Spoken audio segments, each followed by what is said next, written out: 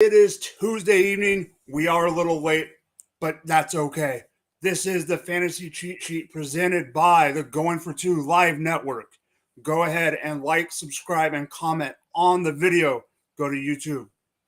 We got me. I am here. Drop the mic FF like always.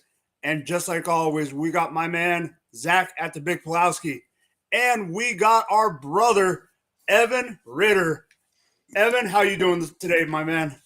I mean, much better now that we finally figured out this technical difficulty stuff. I mean, who would have knew that, I buy a brand new iPad and it really doesn't work. Everything lags. You get out the old handy dandy 2014 MacBook and here we are. So yeah, without any more delay, let's go ahead and jump into things, guys. All right, Zach, how you doing real quick? I'm doing good. Maybe next time we should try even like an old Motorola, see if we can get it going on there, just keep going further back with the technology. I'll just get my BlackBerry and then we'll call it a day. So today, this is Zach's big moment because we are talking about the AFC and the NFC North. But before we do that, this week is filled with news. First off, let's get to the contract that came across last week, and that is Kyler Murray gets paid. Evan, do you remember the details of this one? $230 million. Yeah, up there, man. And yeah, but the one thing that I found was funny is now they put a clause in like you need to do 4 hours of film study. You know what I mean, a week before the game. But it's not like I don't know. I just felt it was weird that they highlighted that. Like I'm sure Kyler Murray is watching film anyway, but. I saw something that said that part of the reason they actually did that was they didn't like how much he was playing Call of Duty. So who knows? Zach, what do you think about? Yeah, Zach, what do you think about him getting paid? Was it worth it? Did the Cardinals make a mistake? What does this mean for the future of other QBs?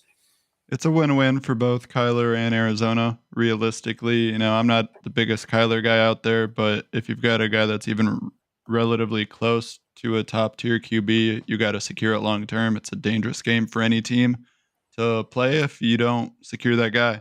So if you want to be relevant, have a chance, you got to get him. And yeah, they paid him a lot of money, but we're just going to keep seeing these other guys make more and more.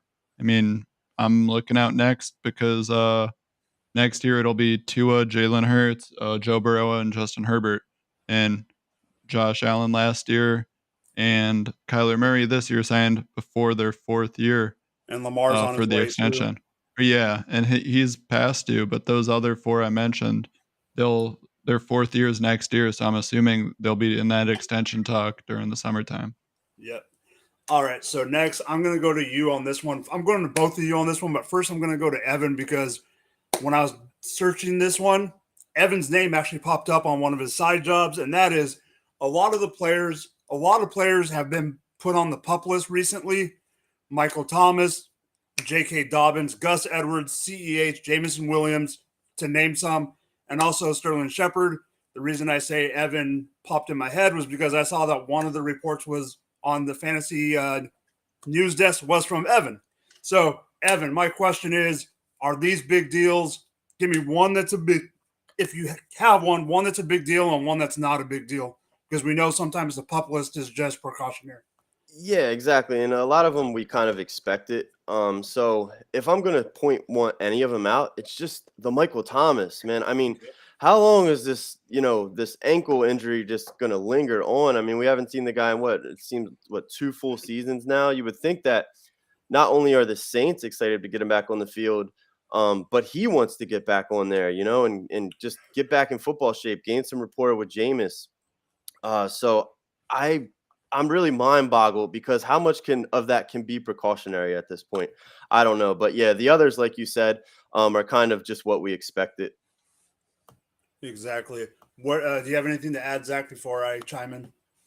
No, I mean, just trying not to overreact to a lot of it. I mean, it's fun to be a little over dramatic in my league chats, where there was no news breaking. It's like, oh, great. The only sleeper notifications are just about more of my fantasy guys going on the PUP. But realistically, I know it doesn't really mean too much right now. A little disappointing, though, for the MT one. If, you wanted to let that video of him cutting in an open field with no one around him, lure you into, maybe him actually being healthy for once. But as of right now, that's not the case. Yeah, I mean, my main take is this, especially with the new CBA a year or so ago, this is all precautionary. They can be pulled off the PUP list at any time in the preseason. Once it gets closer, if we're right after week 3 or in week 3 of the preseason and some of these guys are still on the PUP list, then we need to worry. The one that doesn't surprise me at all is Jameson Williams. CEH a little bit surprised me, but I have no doubt that he'll be back. Will he be the starter in week 4? That's another story. Maybe I bring that up next episode. But that's for the PUP list. That's pretty much it. One thing I did want to mention, though, too, Mike. Sorry. Yeah, go ahead. Just no, that go ahead. I think part of it as well for some of these guys is right now their roster limit is at the max that it'll be at any point in the preseason. So for some of these other flyer guys that they really want to have competition at to fill out those depth pieces at the end of the roster, I think it gives teams an opportunity to just kind of stash a guy there for a week or so before they start making cuts, trying to have just another face in that race for the roster spot. Yeah. So the next one today, this bums me out just because I'm sick of seeing Tom Brady happy and succeeding. Tom Brady gets another weapon now that Gronkowski has retired. Tom Brady and the Tampa Bay Rays signed Julio Jones to a 1-year deal. Evan, big deal, no deal. What do you got? I mean, anytime you're at the ladder of your career and you're going to have a quarterback like an Aaron Rodgers, a Tom Brady, especially thrown to you, it seems like those guys can pull the best out of anyone, even if it's only for a few games. Even if he rides the season out and he gets, to experience the, one final postseason run and they get to, go chase a ship together. I think it's a great fit for Julio. I don't think Julio would have went to any team but a contender. How much left does he have into the tank? Left in the tank? That's yet to be seen. But hey, man, all the power to him. I hope that he can get out there and have one final push or so with Tom Brady and ride off into the sunset. Because if anyone deserves at least the opportunity to chase a championship, it's Julio Jones. All right, so some training camp news. I might not have gotten all the guys. Evan, being on the news desk, maybe you can help me out if I miss some. But 3 big names are not reporting to camp or not participating in camp because they are holding out.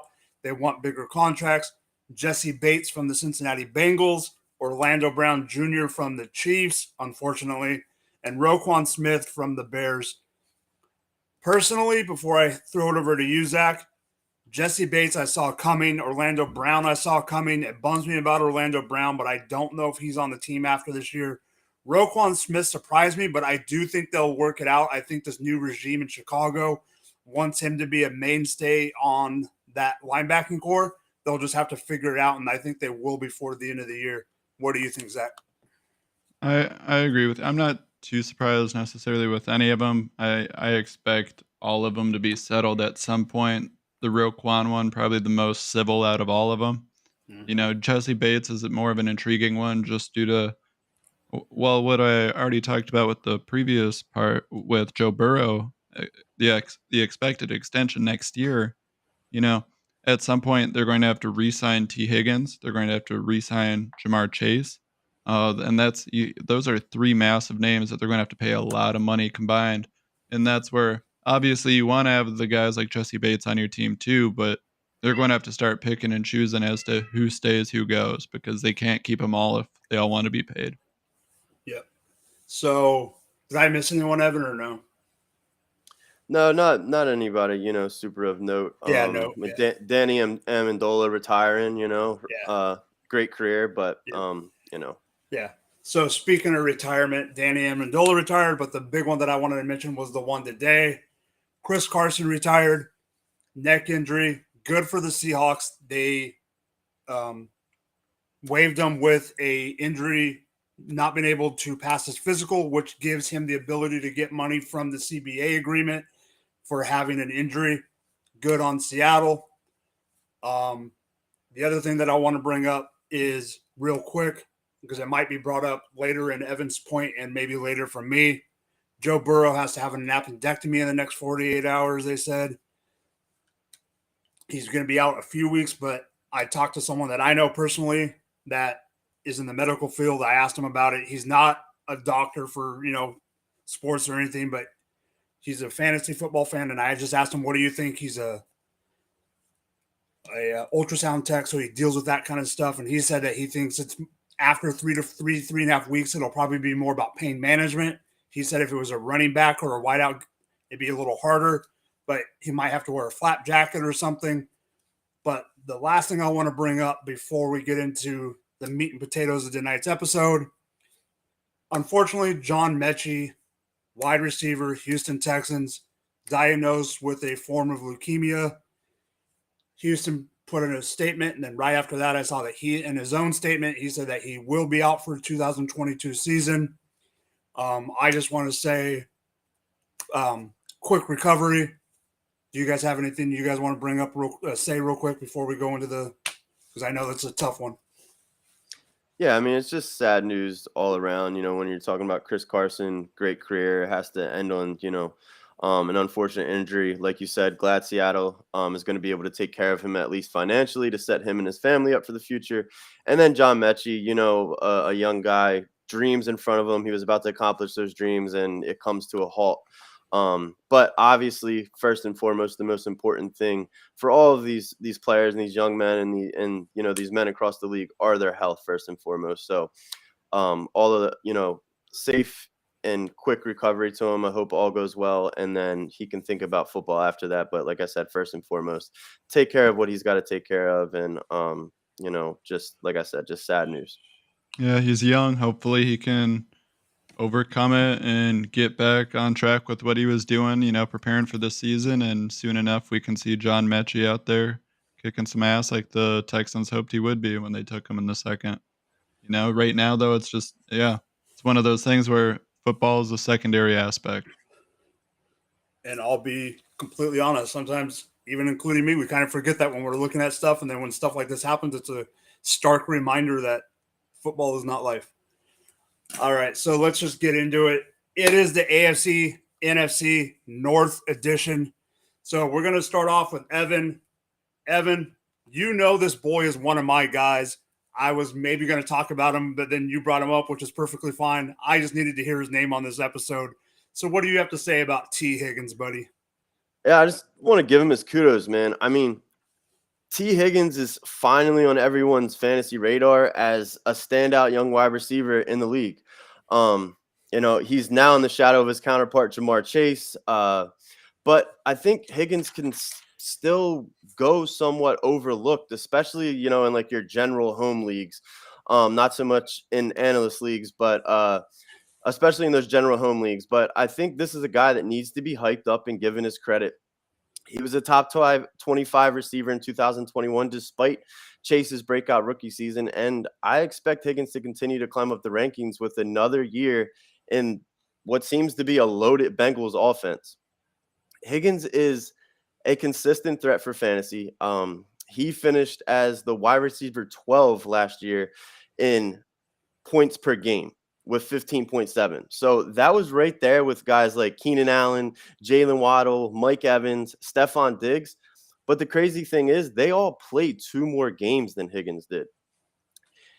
And despite Chase leading the Bengals in, pretty much every single category, every single receiving category, if you really dig into things, Higgins was the more consistent overall receiver. In the games they both played, they received the same amount of targets, and Higgins had a higher target rate per route run. Not to mention, when he came back from the injury in weeks 5 through 17, he was a top 10 wideout. So I don't want to sound like I'm taking anything away from Chase, because by any means I'm not, doing that. But with the hype surrounding him, I feel like Higgins is going later than he should. So personally, I'm more okay targeting Higgins in round 3 or so than I am spending a first-round pick on Chase, especially in redraft, because I know I can get similar, if not better, consistent production And with the improvements to the offensive line, and like I said, Chase more than likely going to garner, extra attention from defenses, I think Higgins could really blow up, in 2022 and have a career year and post, more consistent and larger numbers than he already has. What do you think, Zach? Because Evan already knows where I feel. No, I agree. I love Tee Higgins. I mean, I don't love him as much as I love Jamar, just because I've been just a massive Jamar guy since he was coming into the draft. But no, it's hard not to be excited about both of them, especially with Burrow throwing them the ball. It's easy to just see consistent fantasy production for both of them each and every week. Obviously, it tends to go in favor of one or the other for the big weeks. It's not usually both of them scoring 20 plus in the same week, but I would say the floor is always safe with them in that offense, and the upside is the floor is a lot higher than most wide receivers. You can't really counter against either of them, if you ask me. I think it's hard to really see this low end floor that is an extreme low like other wide receivers out there. These guys are going to, even if you're aggressive and when you're drafting them and you take them over other big name guys, they might not reach that wide receiver 3 or wide receiver 5, but they're not going to drop out of, the top 15, top 20 for either of the guys. So I like Higgins a lot. Yeah, I mean, I really don't have anything to add. This is a clean sweep, 3 guys to 0, thinking that that Higgins is a plus. I love Higgins. I don't really have much to say. I was ready to go with stuff, but you guys pretty much answered it, which means, yeah, what's up? All right, I was going to say, I did have one other aspect that I think can translate right into our next one, but I mean, we've seen it plenty with Green Bay in the past. We had Devontae Adams and Jordy Nelson. We had Jordy Nelson and Randall Cobb. We've seen it so many times in pass-first offense where there's a lot of volume and 2 mouths can be fed and be top-end fantasy producers at the wide receiver position. I don't see why that can't be the case for Cincinnati this year. No, and I completely agree. And straight into the other point, I just have to give you your introduction. Christian Watson and Zach Pulowski go together like grilled cheese and tomato soup and macaroni and cheese. And this is his time on this podcast. I'm going to put the graphic up. I'm going to let you talk because I know I'm not going to hear the end of this. That was a nicer introduction than I thought. I thought it was when you said Christian Watson and Zach Pulaski. I thought you were going to say sitting in a tree or something along those lines. But I might as well have. I mean, I love him enough. Who knows? Now, it's tough. With redraft this year, I would definitely suggest being cautious with taking him, but that's not a Christian Watson thing. That's a rookie production at the wide receiver position type of thing. Because I always want to depend on veterans that I've seen produce at the NFL level year after year, and I want to build off of that and then have the upside of these rookies. I don't want it to be, I need that rookie to be X, Y, and Z for me to actually be winning my weeks. I want that to lift me over the top to be, instead of winning by 5 or in a close one, winning by 20. And Christian Watson, though, I have him as my overall 5th ranked rookie in Dynasty. Yep, I know. I'm crazy, I guess. But I know Aaron Rodgers doesn't like his rookies or whatnot. Okay, but hear me out. How many times has he not had a top wide receiver that he usually targets on the team? This is the first there. Also, LaFleur, he's not Mike McCarthy of old where they're actually a creative play caller. I'm sorry, we have a Cowboy fan in here too, and I know he's got the Mike McCarthy experience right now. I hope you enjoy that. With Christian, though, so many of the aspects that I like go beyond the physical traits. We know that he can jump high, jump far, run a 4.32. He's 6'5". His biggest flaws are concentration drops and his route tree. Those are 2 things that can be developed. So for me, if his big flaws are things that can actually be worked on and grown upon, awesome. Obviously a little concerning for immediate production this year, but in the long term, what has me so high on him is the intangibles, the work ethic, the leadership, the presence he has in the locker room, his ability and desire to win.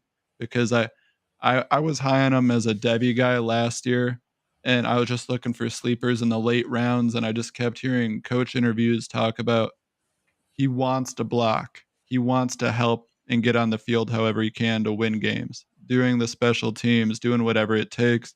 And that's the same kind of stuff this year where even if Aaron doesn't necessarily trust him a lot off the bat, if he's trying to be out there saying, "Hey, I'll block for Aaron, I'll block for AJ, whichever back's out there, just get me out there so I can help them get down the field," that's going to create more opportunity. Aaron's always a big guy with the audible game where he'll identify what's going on the defense, switch some things up, and those are some easy opportunities for things to come Christian's way. And that's long term. I think the sky is the limit because if he's got the work ethic, if he's got that team chemistry and that leadership ability, there's nothing stopping him from reaching that potential. So long term, I don't see anything but the best for him this year. I'm still fairly high on him, but I can't do it as much with the rookies. It's not even him. It's just rookies scare me. So I got one quick question before I give it to Evan. Yeah. Because this is actually trying to back you up, not trying to dog you on your homer pick. Where did you dog me on it? No, because I'm not. Where did you have Christian Watson ranked in your rookies before he got drafted by your green and gold? 8th. Which 8th overall. Eighth overall, not wide receivers. Yeah, 8th overall. Yeah. The reason I bring that up is because I know you were on Christian Watson even before he became a Packer, and him becoming a Packer just boosted it a little bit. And it didn't help that a few weeks prior to the draft, I was making the claim everywhere that the Packers were going to draft Christian Watson. Yes, that's my team, but I thought that was a pairing that should and would happen. So then even if I was predicting he goes to this other team and I kept repeating it, I would have been that much more passionate about that corner when I saw the potential fit. And I believed it was going to happen. And then it did. So obviously it being my favorite team is a boost, but it's funny. I usually try and avoid taking Packer players.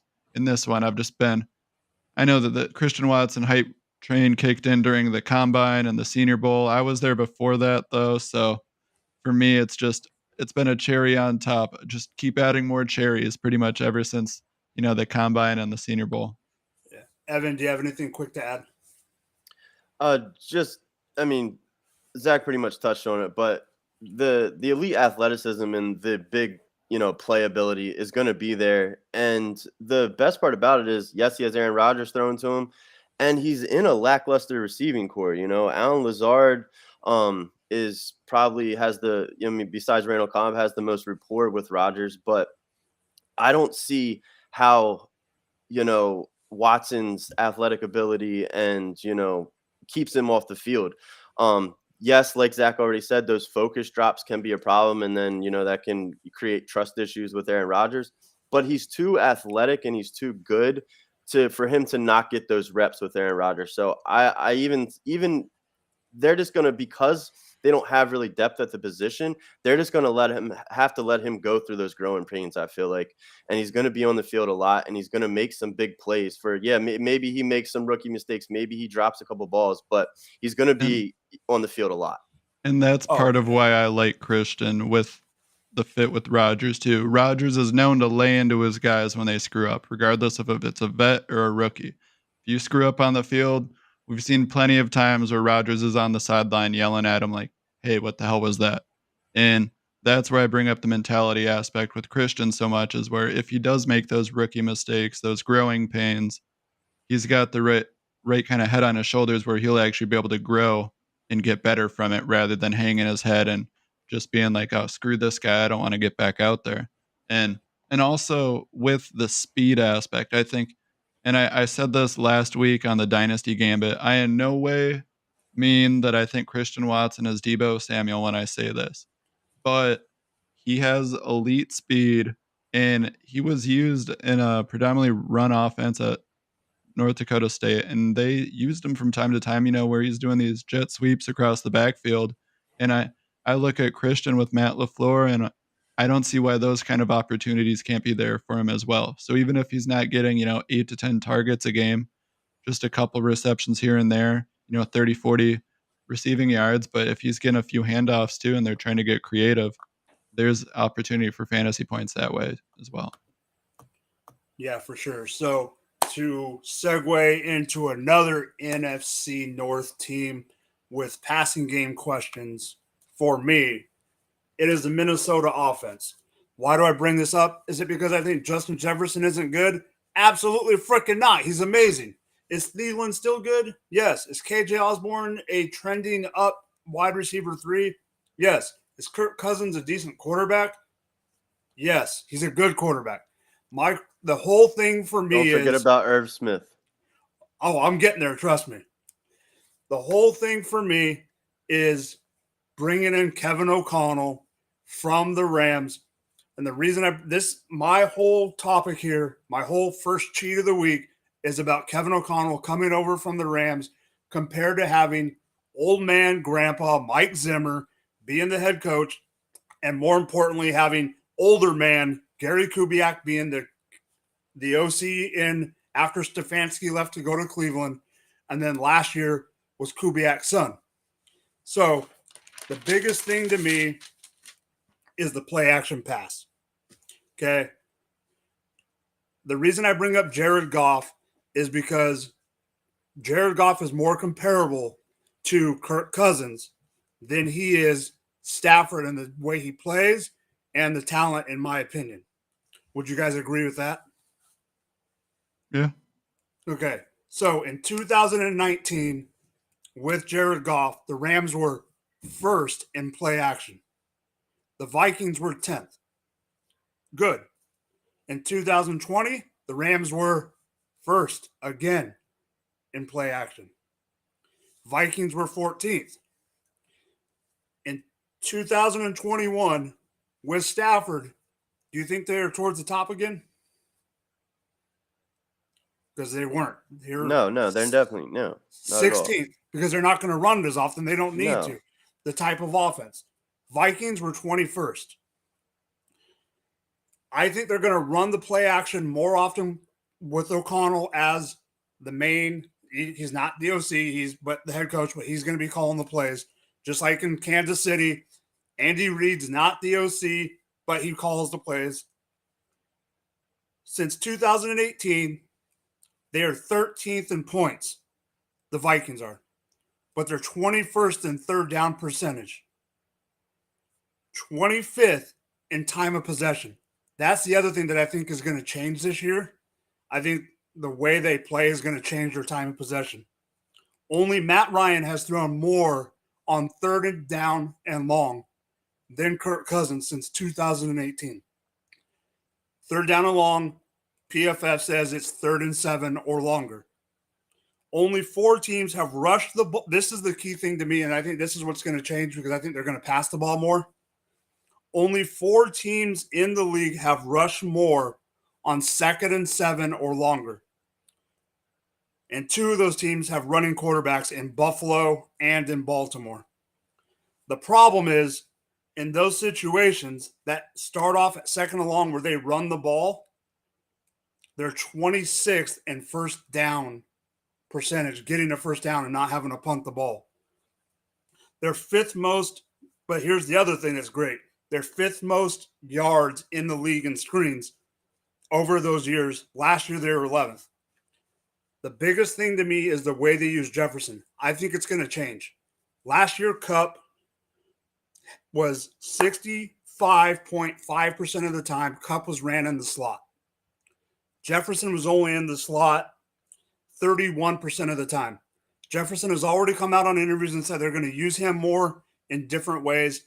I think they're going to use motion more, which I think they need to. I think they're going to give – if they can bring Jefferson's slot up to like 45, 50% and use him more diversively, the other thing that gets me is Jefferson's catches were 13.3 yards in the air on average this last season. Kupp was only 7 yards on average in the air. I think they're going to use him a little more in the short game, use him in the slot more, let KJ Osborne and possibly, if I've heard good things out of camp so far about wide receiver Jalen Naylor, who can go deep as well. I think that's the way that O'Connell's going to try to use them, because I think this year and maybe next year, but more this year, they're going to test out Cousins like they did Goff and decide if Cousins is going to stay with the team or they're going to need an upgrade at QB. I know that's long-winded, but I needed to get my research in. Let's hear Evan? your. Yeah, I mean, they overhauled the entire front office. They're obviously looking for change. And like you said, excuse me, bringing Kevin O'Connell in, this could absolutely become a pass-heavy offense. I mean, even when they were, they turned to the run a lot under Zimmer, they were still, top half of the league in passing. Yeah. They have the talent to make this a pass-happy offense, and not only a pass-heavy offense, but one of the more feared passing attacks in the league, I feel like, if they decide to go that route.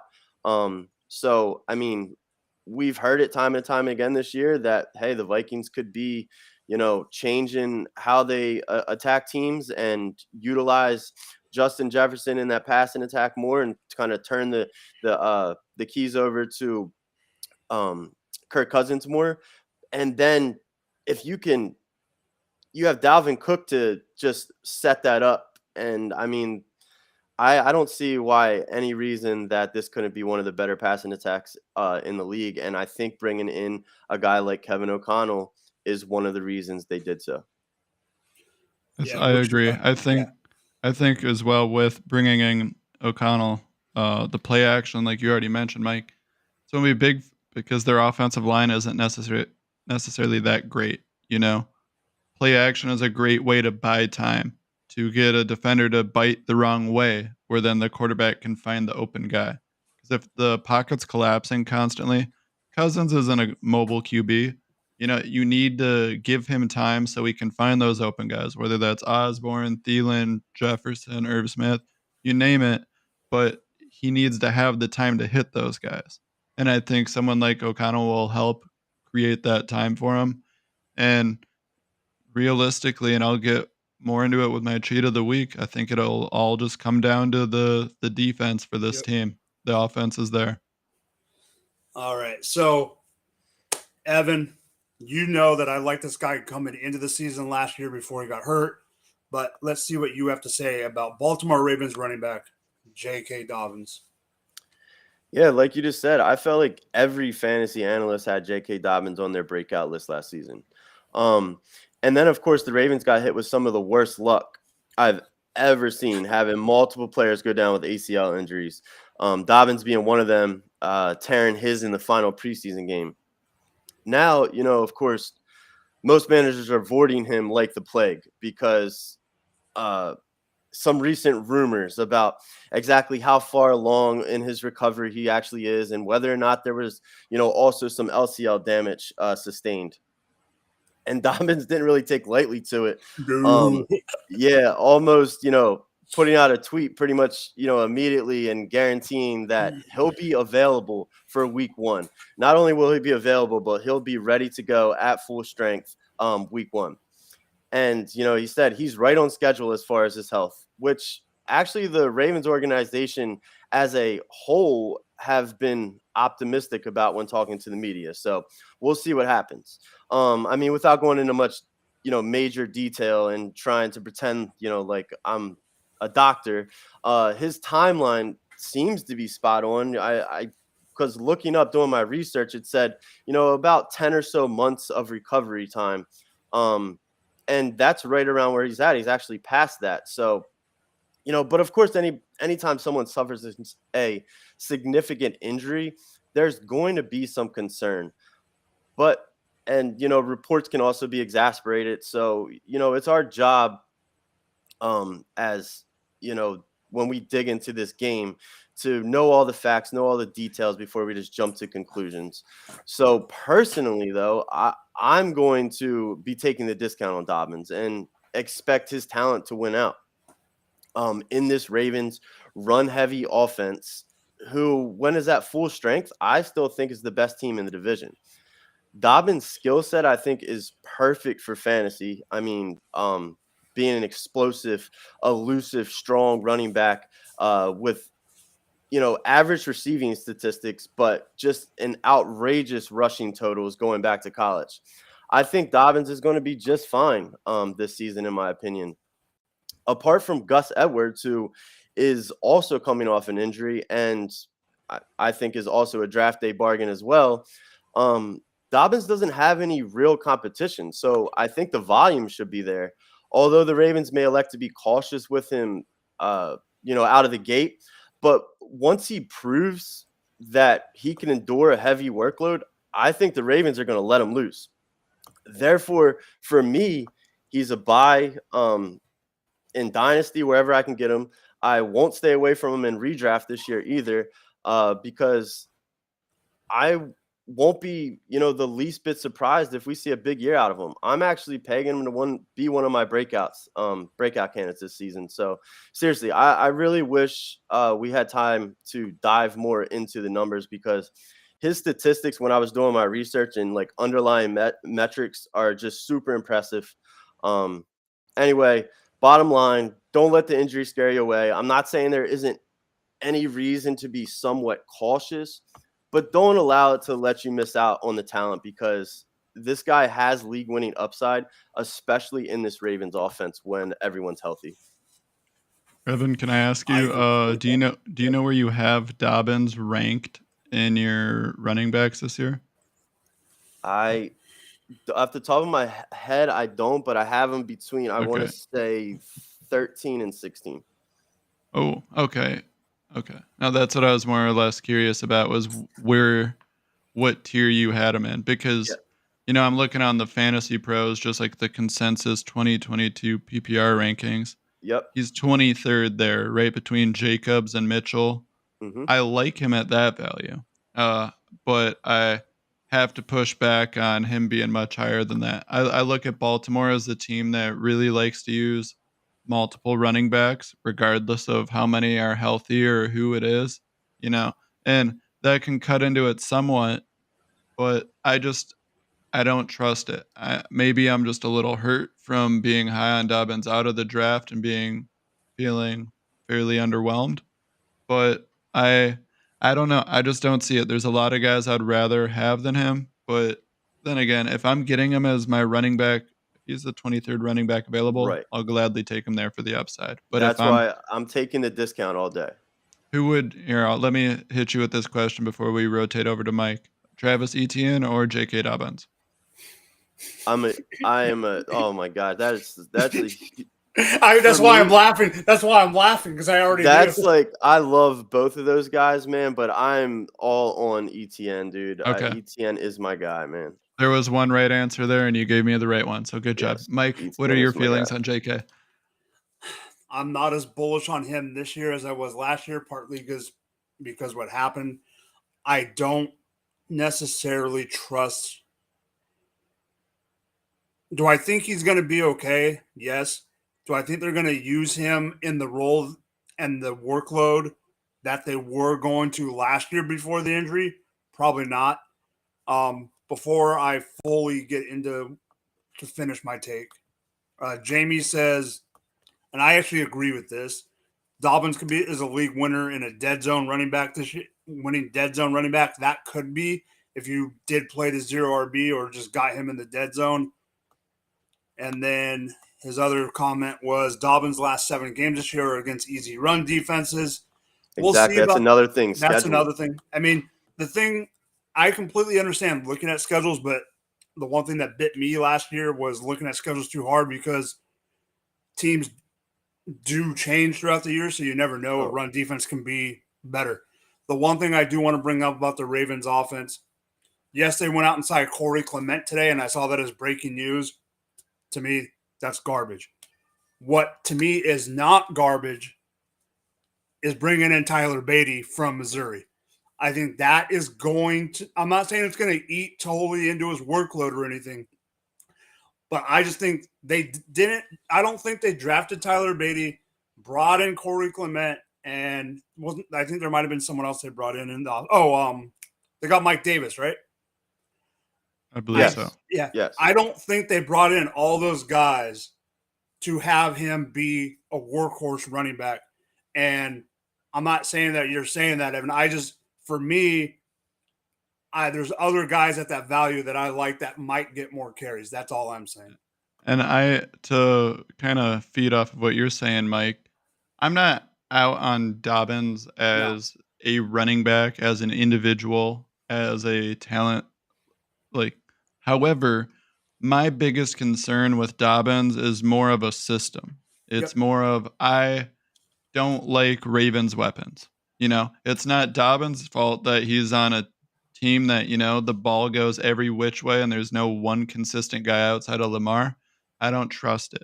I don't want to invest in guys that I'm nervous about, the consistency or lack thereof for targets, for I want the workload coming through them. If Dobbins was which talent-wise, he's the clear RB1. It shouldn't be all these other guys getting fed as well, but they usually do. If they just gave it to him constantly, I would be all over the place taking Dobbins. But I don't trust that Ravens offense and where the ball is going. Yep, for sure. And so before we get into your topic, Zach, I just have to put up this amazing, great, insightful comment. This is awesome. As a barber, I love this podcast. It is every stage of beard growth. I love it. You got the peach fuzz down below. You got Zach with his nice beard, and then you got me with the nice full goatee. We can't call it nice. I'm still hitting puberty. Maybe someday. I love Once it. I can drink my bourbon straight, then I'll be able to grow some. Well, that'll be 20 more years the way I've seen you drink bourbon. All right. Yeah, so not anytime soon. Maybe in 2 or 3 weeks. Maybe if I can get you going. We'll see. All right. So this is a tight end that has been talked about a lot in fantasy circles, but I know how Zach loves this guy, even though he is a rival of the Packers. Zach, I'm going to give you the floor, but don't take all night because I know you can. Oh, I'll make this one quick. Cole Kmet. The team sucks, but there's a few fantasy pieces on this team that don't. David Montgomery, Darnell Mooney, and Mr. Cole Kmet. Those are guys I'm all in on, all over the place for fantasy this year. Think they're undervalued in regards to the production they'll give you for the 2022 season. And what's great is, hey, the team can lose by 20 or 30, and it doesn't affect your fantasy team. So with that in mind, Allen Robinson is gone. Jimmy Graham, the touchdown vulture last year in regards to what Cole Kmet's touchdown production was, he's gone as well. There's got to be more production somewhere. It's not going towards St. Brown. It's not going towards geriatric Velus Jones. And, now it's Justin Fields full-time. We got rid of Matt Nagy, so we have no idea really what to expect with how this offense will look like. And I think we forget about just what Cole was. His stats weren't overwhelming last year, but 93 targets, 60 receptions, 612 receiving yards, 0 touchdowns. And what's funny? You sprinkle in, say, 4 touchdowns there. He is way up the tight end ranks last year because he had all the other stats you'd love to see in a tight end. That's fairly great production in regards to a limited usage position in fantasy. So from that perspective, I love Kmet. And I like to bet on guys where I want to assume they get more touchdowns the following year. I think of James Conner as a great example of this. Obviously, he had a ridiculous amount of touchdowns last year, but you're really betting on him doing that again this year. And you're not, there's a lot of leeway for how that could go. But the guy that literally scored none last year, he scores 1. And hey, you're on the right route. And that's where I think Cole will have a productive year. I think it's him and Mooney in the passing game. I wouldn't be surprised if, he's at 80 receptions, 600, 800 yards, and a few TDs. I have him as my tight end 7 in Dynasty right now, and I have him as my Tight end 7 for both, actually, redraft and dynasty. I think you can get him at a good value, and I think you'll get a lot of upside with him. What are you guys' thoughts on Cole? Evan, what do you got? I mean, just short and sweet. He's got to be the second option, right? It's Darnell Mooney and it's Cole Kmet. I mean, after his rookie year, he more than doubled, pretty much all his statistics. The only thing that scares me is the touchdowns. But I mean, the offense as a whole, we don't really know how much, they're going to score. But the fact that he is the second option in this passing game, they're probably going to be in a lot of negative game scripts. We know young quarterbacks like to rely on their tight ends, especially their young athletic tight ends for, security. So he could easily become, one of Justin Fields' favorite targets. Yeah, for sure. So I also have him in top 10 in Dynasty, in my Dynasty rankings as well. Yeah, I have him lower than Zach, but I do have him right below. I have him like 9-10, I think.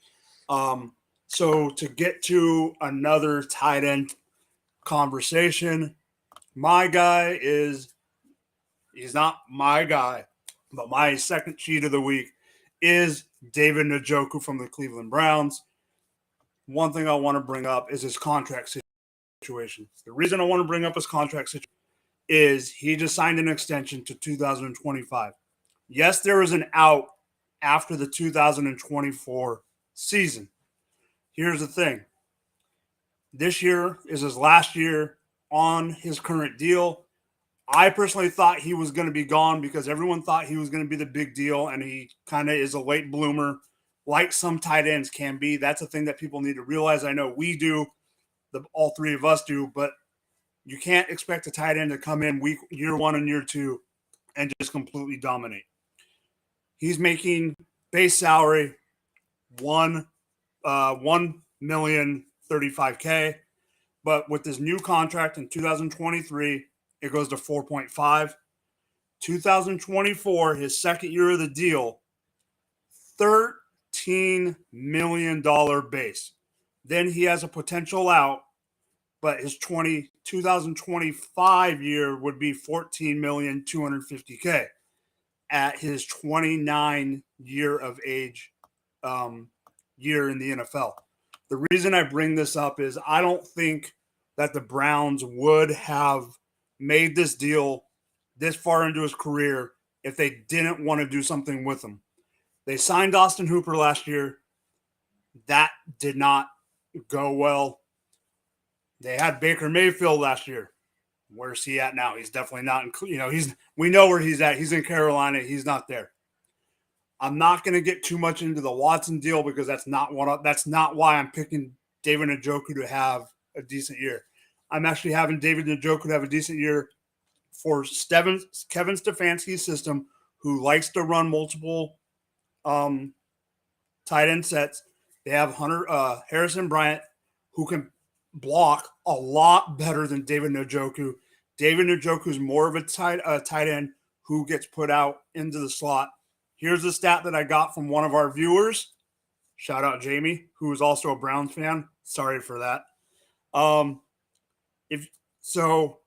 Tight ends with 10 or more slot targets, he was 7th in yards per route and 7th in yards after catch per reception. Overall, he was 11th in yards per route run and top 5 in yards after catch. To me, the biggest deal is if and when Watson gets suspended. I think we all agree he will. It's just a matter of how long.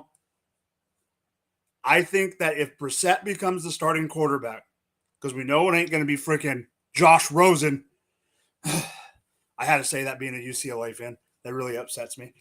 But with Najoku, I think Najoku could have a decent season with Brissett. And with Watts, because of the safety valve and not being able to get the ball downfield. But with Watson, I think he could have a good year. I think he'll have a good setup with Watson because Watson even made David Fells look good a few times. Najoku's a better athlete. Najoku can run better routes. Najoku can do more in the open field than guys like David Fells. So I think that is why I think David Najoku is going to have a decent year. Do I think he's going to be like a Cole Kmet? Absolutely not. That's not what I'm saying. But the way I've brought this up before, to me, he is a guy that if I'm going to go zero tight end or punt tight end like I did in SFB, he would be one of my targets right away. Later on, if you're in a redraft or whatever and you're going to draft 2 or 3 tight ends and try to mix match matchups and just hope for the hot hand, he is a target that I'm drafting later in redrafting best ball and stuff like that every day of the week. Zach. I agree. No, that's a guy that I'm looking at in later rounds. There's a few tight ends that really catch your eye where you're saying, hey, is there a good amount of upside relative to the price I'm paying? And Najoku is one of the first guys that comes to mind at the tight end position where I can get him in one of the final rounds in most formats, and he could produce, maybe he finishes as the tight end 10. I I don't want to necessarily bet on that, but we've seen outside of the first handful of tight ends, it's kind of just a crapshoot. And they're all essentially within, 20 to 40 fantasy points between, 7 or 8 and 18, right? Why can't Njoku get his name into there? I think the biggest thing just comes down to the quarterback situation. And, I would love to see a way where Cleveland finds a way to get Jimmy G over there because I don't trust the Deshaun situation. But if they could get someone like Jimmy in to fill in for that gap, I'd feel great about a few of these receiving options like Najoku and Cooper. What about you, Evan? No, thank you. I'm good on Najoku. I mean, if we haven't done it by year 6, I know tight ends take a little bit to develop, absolutely. But I mean, the guy's only had he's only had 4 games with 70 plus yards, 15 touchdowns in 65 career games. I mean, that's not very good, to put it lightly.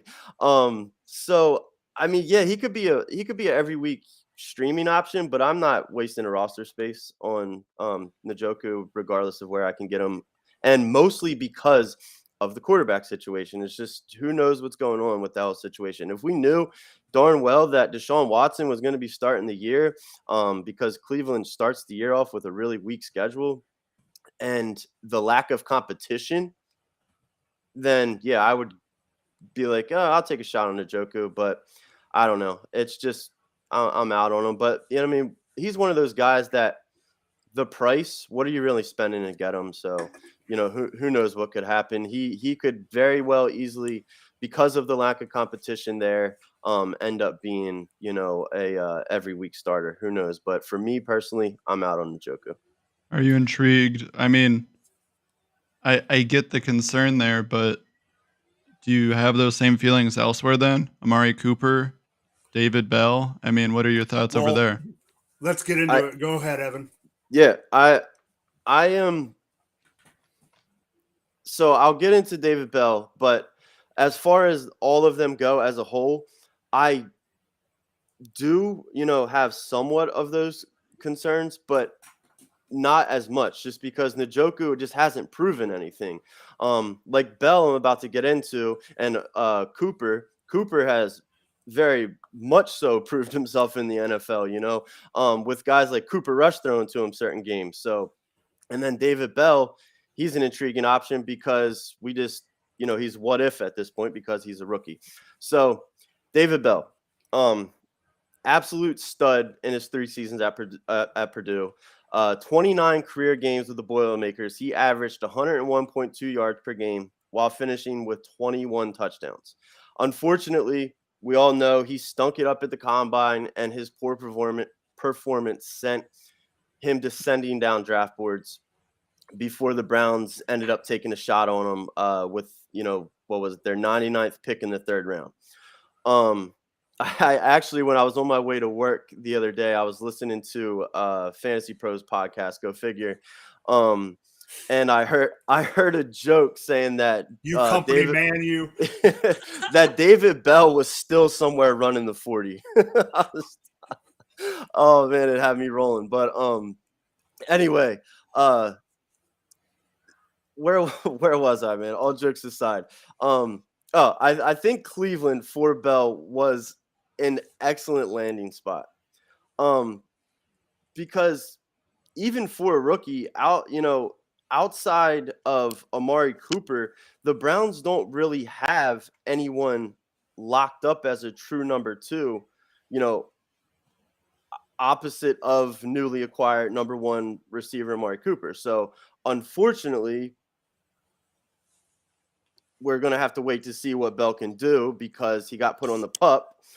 But I think, and he's not going to begin practicing immediately, which we know, especially for rookies, every minute missed of practice is significant.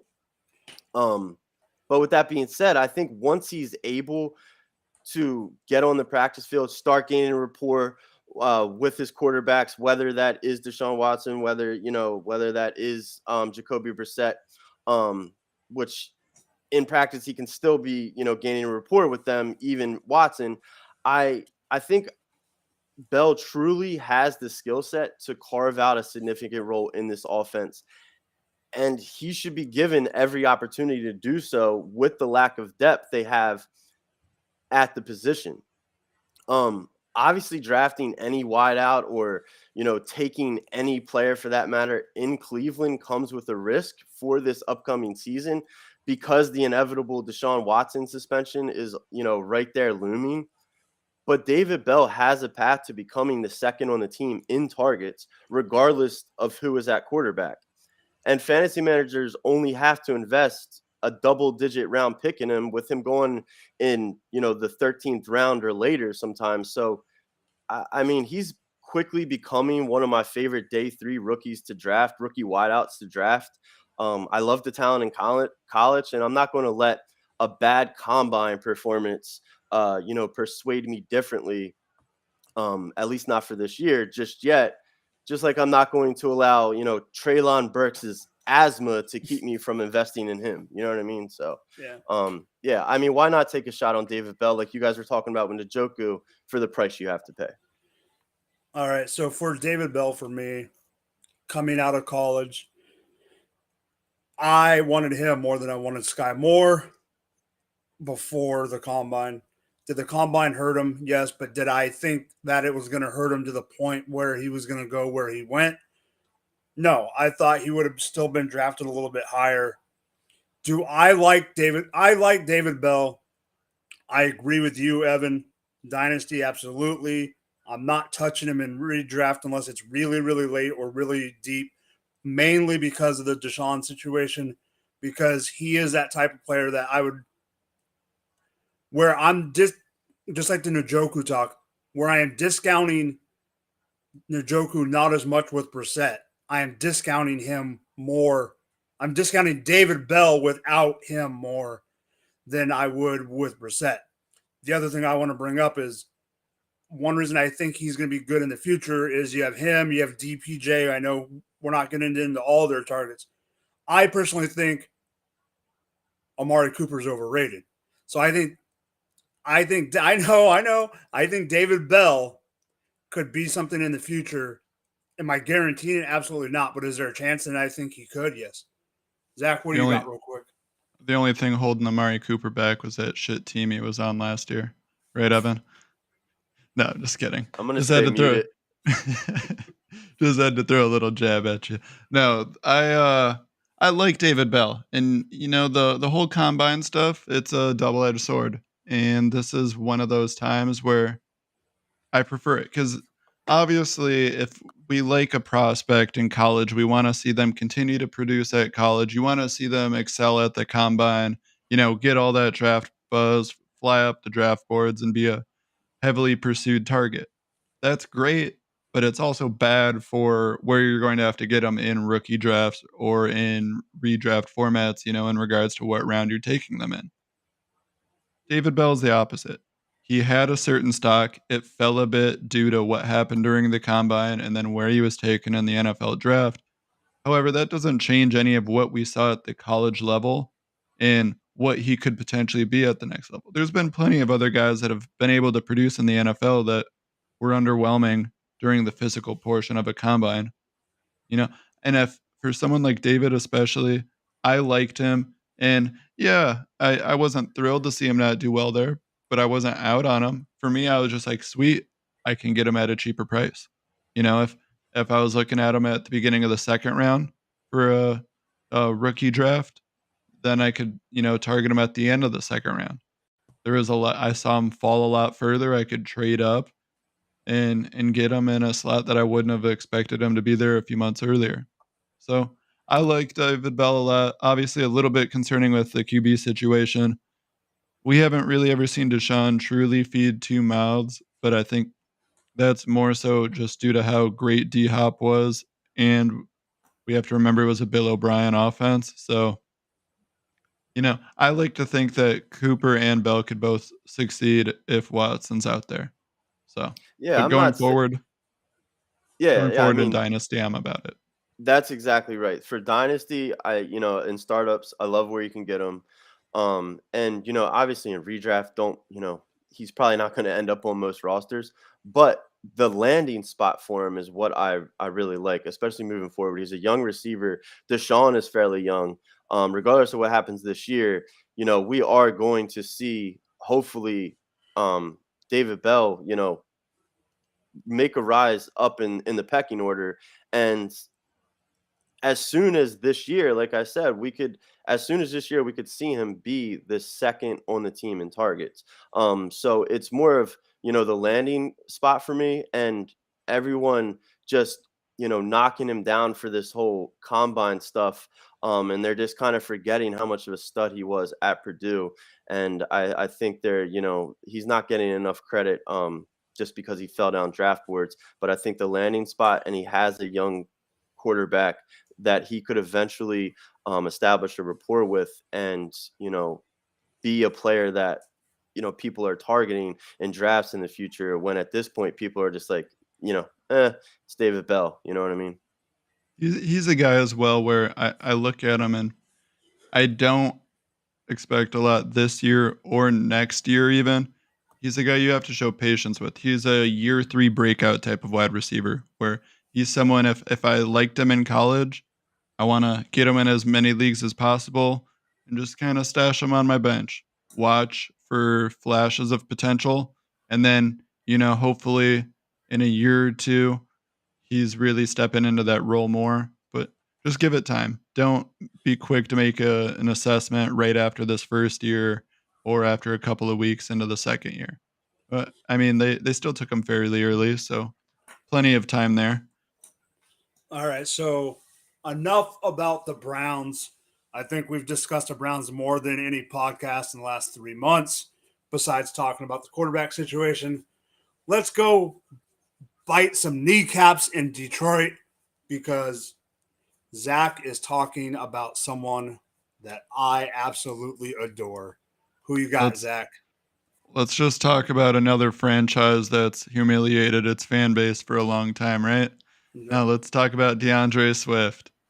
Now, I love DeAndre. Do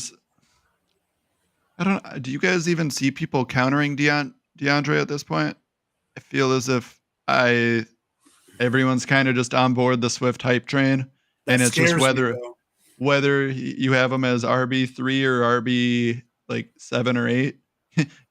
I don't really see anyone saying he's not good. The volume won't be there. I just don't even want to really rant into how awesome he is, because we've heard it everywhere at this point. I go all over Twitter, I go to different podcasts, you name it. Everyone's just throwing out praise for Swift. And, I love him as well. But at the same time, my only thing with Swift is, hey, if you aren't one of those people that have him as that 2, 3, or 4, and you like other guys better, maybe consider trading back. He's a guy that, if you're nervous about all that hype compared to what we've actually seen consistently, I'm not against letting someone else pull the trigger on him. I do think he's in for a big year. I like him personally, but he's also someone that is very tempting for a lot of other people. And if I can move back a little bit, get someone else I like, I'll gladly let them take the risk. What are your guys' thoughts on Swift? I know I kept it short and sweet, but we've all heard it already with Swift. Evan, I'm going to let you start because you already know how I feel. Yeah, I absolutely love Swift. I have him as number 2 overall in my dynasty rankings at running back. I just think the talent and what this guy can do on the ground, in the passing game. Yeah, there's injury concerns, but I try really not to, dig too deep into that because anybody can get injured at any time. But it's like CMC. When this guy is on the field, he's the ultimate producer, and I don't think it's out of the realm of possibilities for DeAndre Swift in this new offense with what this coaching staff did in New Orleans to have 300 touches, 1,500 plus yards, 10 plus scores, and close to 85 catches. I really don't. I mean, and he could absolutely take on a workload like that, and he has the skill set to catch that many balls, as well as take on that many touches. His upside this year is, just think of Kamara in his prime. If Exactly. he stays healthy, he's going to be on the field. He's going to be doing it all. It's just a So matter of health, and that's where right. So it's I'm the same buying thing with everywhere, just Christian. Yeah, understanding his injury risk. Same exact. and that's why I just didn't want to dive into it too much, is because CMC, Derrick Henry, DeAndre Swift. The only counter you can give me that realistically is just, are they going to be healthy? And there's no real reason or justification to know one way or another. But in regards to their talent, their production when they're actually out there, there's no denying what they are when they are out there. And yeah, if you can get Swift because he's falling as well, I've seen him in some redraft formats where people aren't being super aggressive on getting him. Mhm. Absolutely snag him up. I was doing mocks of the Scott Fish Bowl and that kind of stuff where I was seeing him fall to, you know, this these weird, RB10, RB12. And I get some of the other guys are bigger names on better teams, but Swift could be, like I said, Kamara in his prime. He could give Yeah. you just elite running back production. I So mean, he yeah. missed what? Oh, I'm sorry, Mike. Go ahead. No. Finish yours, and then I'll take my I, take. I think missing the time, yeah. But last year he was on pace for over 1,300 yards, 8+ touchdowns, and 81 catches. I mean, I will love to have that on my fantasy team. So please give it to me. All right. So speaking of Scott Fish, he is my number 1 RB on my team.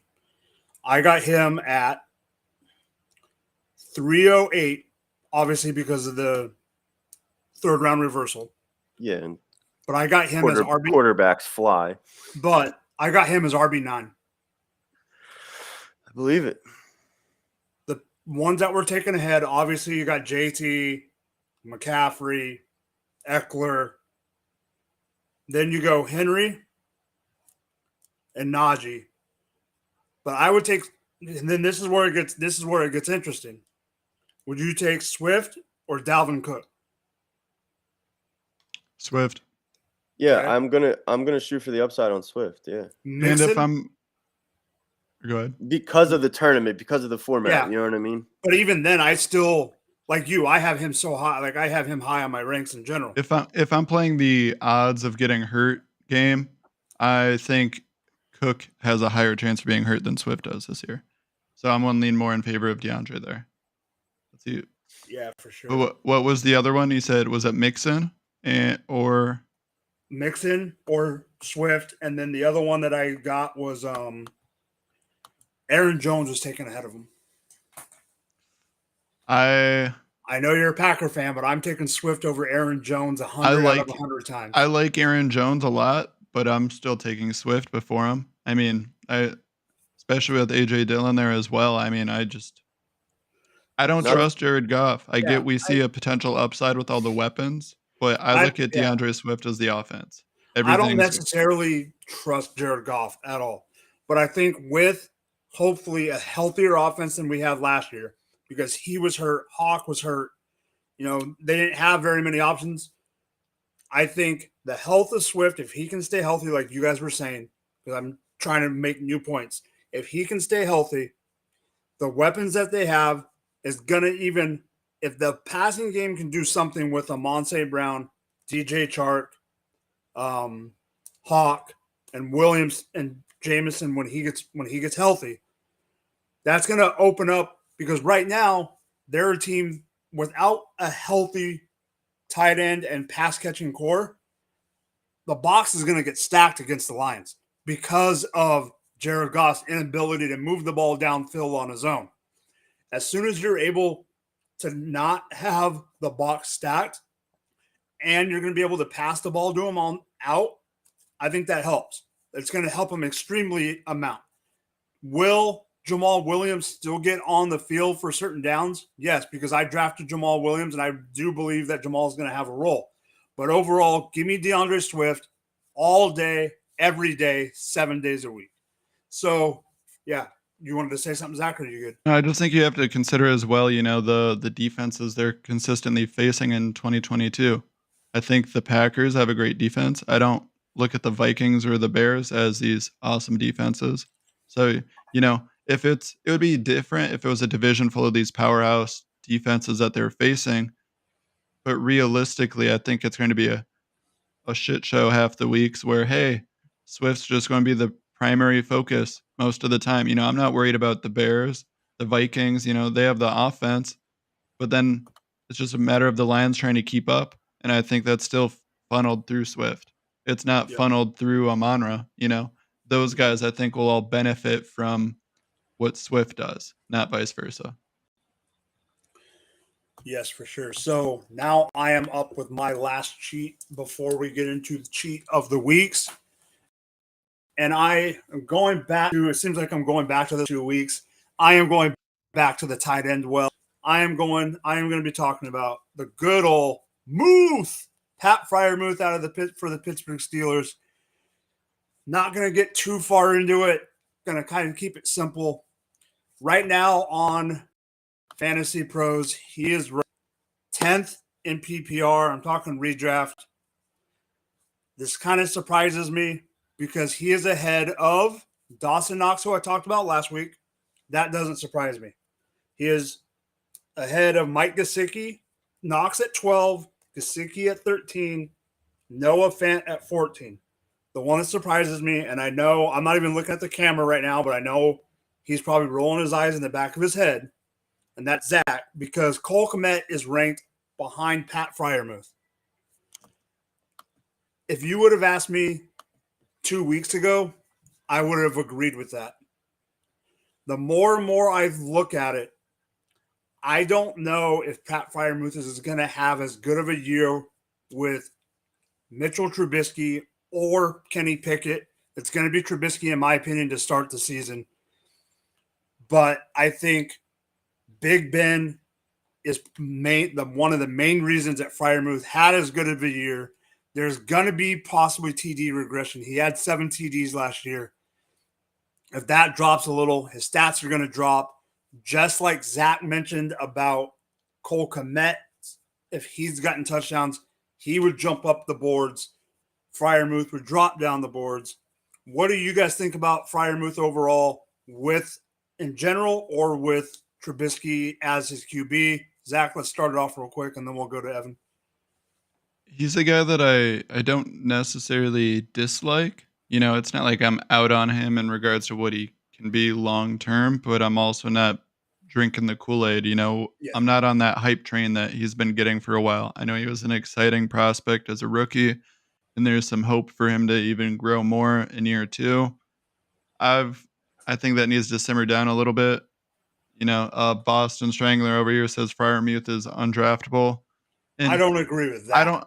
I don't know. I would say undraftable, but for me, I have 0 shares, and that's because in regards to where he's being ranked at the tight end position, he's undraftable for me at his slot value. I'll agree with that. But if he's falling, I'll still take him. I wouldn't be against having a share of him. It's just that I'm not willing to pay the price of where the price point he's at right now. I'm not to that standard. Are you guys at that standard? Mike, it sounds like you aren't, but Evan, what about you?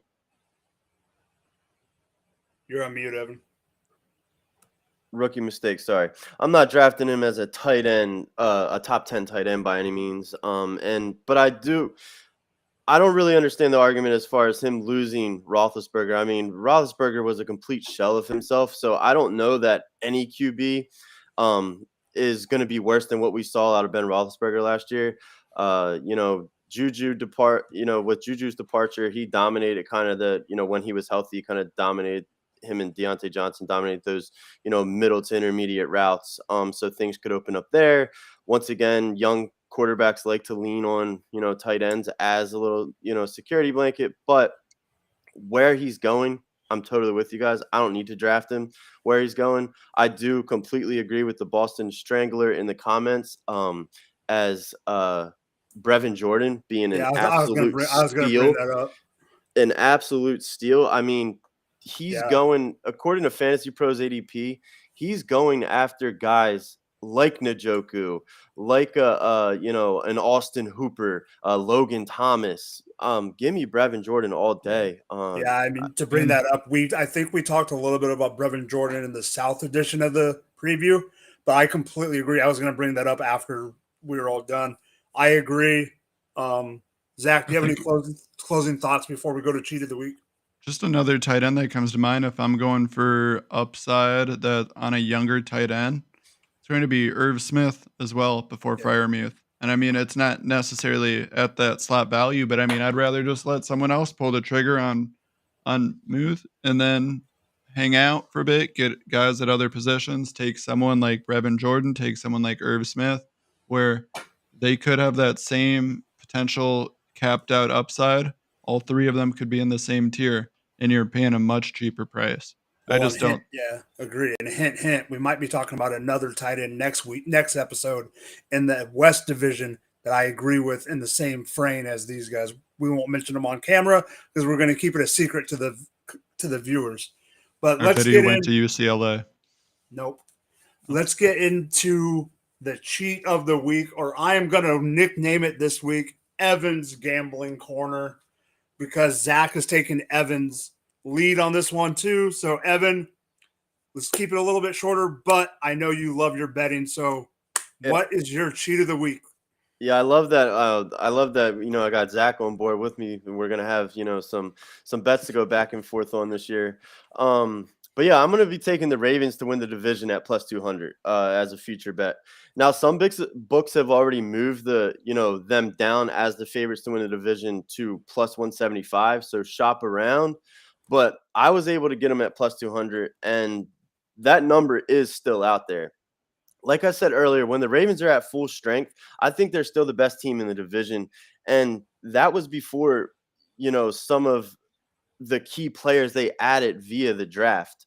They have won 2 of the last 4 AFC North titles. And they've been to the playoffs 3 of the last 4 seasons. And in the 2 seasons in which Jackson played more than 12 games, Baltimore was 25-7 while having both the top 10 offense and a top 10 defense in terms of points scored and points allowed. With the Watson drama, I'm not concerned with the Browns, and the Steelers are going to have some growing pains while they also will have question marks behind center. The Bengals are the Ravens' only real threat, and I expect some slight regression from them, though they will almost certainly be in the mix to win the AFC North. But regardless, I'll gladly back the Ravens to bounce back this year and win the division at plus money. I'm not completely disagreeing with you at all for the money. Zach, do you have any quick comments about it before you get into yours? It's a dangerous game on the division winners. I'm a little nervous on those bets, but I definitely see a route where the Ravens can be the division winner. And that, same thing. It goes along the lines of the one I was going to give out, and I can dive into that now if you want. And go that's about the Vikings over under for their win total.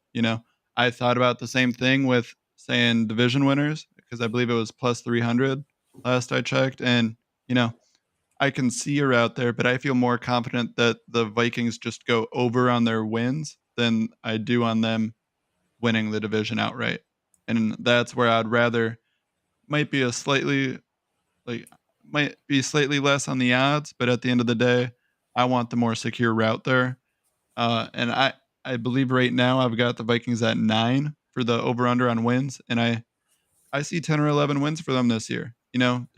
They made some improvements on defense. Their defense isn't necessarily great, but they have some good pieces there in their offense with that new coach. I really think is going to be a good offense. So, playing the Lions twice, playing the Bears twice, playing I believe it's the NFC South. I want to say, I think it's the South, or it might be the East. But, they have a favorable schedule. I'm optimistic where it's going to be the Vikings and the Packers. Yeah, NFC North is just Green Bay and Minnesota. That's all it is this year. So I would definitely be aggressive on what the Vikings over under is right now for win total. Green Bay, they're already projected a few more wins, so I think it's more of a bargain getting the Vikings where they're at right now. All right. So, Evan, do you have anything to say? Because I'm going to roll into mine. Just quickly, I can definitely see them going over 9 wins. I mean, they do have what is considered the toughest schedule in the NFC North this season in terms of opponents combined 2021 win percentages. But with the improvements, and we've already talked about it, if they utilize this passing attack more with all the weapons they have, I actually think they're live to win the division, and they're definitely one of my teams that are going to be, I think, are going to be way better than we expect in 2022. Yeah. Evan. Zach is going to hate us. You think they're winning too? There it is. I mean, you're not offending me. My cheat of the week and bold take is that I'm doing it both bold and because I kind of changed it because of the whole betting thing. I didn't know the odds, but I'm just going in that way. If I'm going to go put some money on, I do live in California, so I can't. But if I'm going to go put some money on a team to win the division out of these 8 teams in the division as a play, a little bit of a bold bet, I'm putting my money on Minnesota to win the division. It's the best odds there for sure. I mean, I still think the Packers win the division. They've got outright and away the best defense in that division. And they do, yeah. And I look at Rodgers as a game manager this year, the best game manager we've ever seen. And that's all we're going to need from him because no one's going to be able to score against him. What's up, Gator J? Welcome to the Going for 2 crew. Yeah, he has me checking if I'm on the clock right now. All right, so I think we had a great show tonight. Talked about the AFC and the NFC North. The next episode in 2 weeks is going to be the AFC and NFC West. So we know that I am going to be ready for that one. Talking about my team. Let's do some outros. Evan, we'll start with you. Man, I'm just happy to be back. I'm glad we got this whole freaking audio lag, delay, bullcrap situated. Like I said earlier, if anyone missed it, the 2014 MacBook came to the rescue. But anyway, now that we know I have working equipment, I should be here going forward, rolling right into the season. So please give me a follow on the old Bluebird over on Twitter, EV_RITT3, Ev_Rit3. Give me a follow, hit me up, any questions you have, whatever it pertains to. I love to talk shop, just in general, football, betting, dynasty, love it, and then you can find some of my work over at Fantasy Pros as well as Going for 2. And then, obviously you can catch us every 2 weeks up until the season on Tuesdays for the Fantasy Cheat Sheet. And I love being here with you guys. Thanks for another good week. Zach, what do you got, buddy? So just, the old usual bouncing around everywhere at Going for 2. Let's see. It's the 2-point conversion every other Monday. We just did yesterday, but we're doing next Monday as well. We were doing a fill-in this week while Kyle was out of town. Yep. Then over here, and once we're getting the season going, we'll be every week. And also I'll be doing the Sunday morning show during season with Gladys. And then Gerson will be doing his DFS lineups as well. Oh, God. We'll be doing that show too. Oh, yeah. Gerson, help you, God. That man's a freak with his DFS lineups. I'm ready to hear it. I know. I mean, yeah, I've heard stories. I'm ready to see it in action. Yep. But no, you can find me on Twitter at @TheBigPulowski. Thanks for having me as always. I mean, always glad to be here. I'm looking forward to having the season starting so we can be here every week. All right, Zach, before I go, you need to plug your new thing. Oh yeah, I didn't even think about I it. know, No, but thank you. I'm helping you No. out there, buddy. I appreciate it. No, I started my own show, The Balmanac. It's on Spotify. I'm still trying to figure out how to put it on iTunes as we speak, but hopefully I'll have it on all the platforms soon enough. Football, basketball, baseball, you know, biggest topics across the sports, also trying to shine light onto things that aren't talked about as much. And then, a little bit of fantasy sprinkled in for all three. There's not enough shows where it's the surface level and also the nitty gritty aspects of all the sports. So I'm trying to sprinkle it in. Yep. And I've listened to half of it so far, and I've heard more about racquetball than I've had in 40 years of Hey, my it's life. not that much racquetball. I Whoa. know. All right. I'm not. So for me, Drop the Mic FF. You can find me, just like Evan said, on the blue little bird at Drop the Mic FF. You can find my stuff at Going for Two. DM me with questions, whatever you want. I'm also trying to keep working on my graphics. Both of these guys know that. So if you need anything, just let me know. I'm also a part of the Rum Boys Fantasy Network. I'm usually there on Friday nights on their Rum Boys After Dark show, 6:15, 6:30 West Coast time, somewhere in between there every week. For me, for Evan, for Zach, this is the Going for Two Fantasy Cheat Sheet. Have a great night, everyone.